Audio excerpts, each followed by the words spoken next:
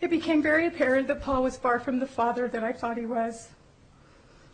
There is nothing more heart-wrenching than to hold your child as through sobs they tell you of the horrifying secrets they had been threatened to keep all of these years.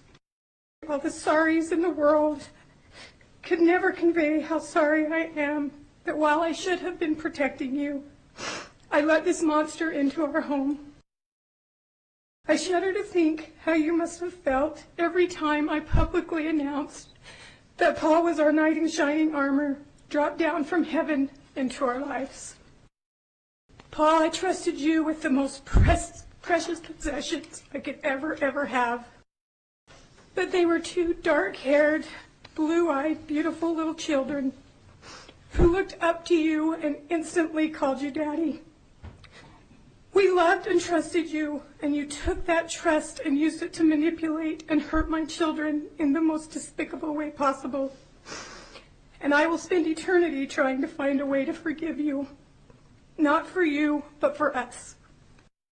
Paul, you are a coward. Only cowards hurt children.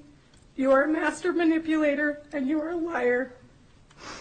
To add insult to injury, Paul has made the claim that I set the kids up to make up this story to hurt him in a divorce.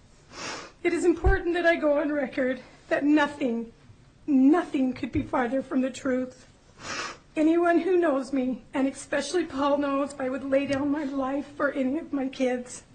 I would never have had them go public, knowing that this would be all over the news and that their friends and associates would know of this terrible secret. I would never have had them take the stand as they did, describing these terrible details.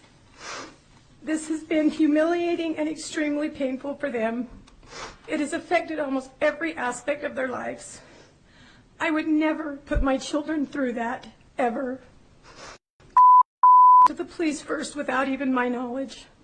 It had nothing to do with me, but everything to do with the fact that they were told that Paul was dating a woman with a young son and daughter.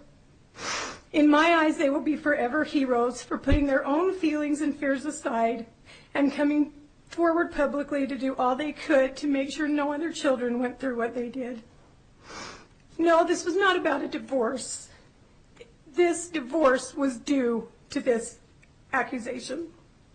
The courts and the media refer to my children as victims, and I understand why that is, but I want to make it very clear that they are not victims, they are survivors. You are a monster, and you are where you belong. I hope and pray you never put anyone else through the horrors you put us through.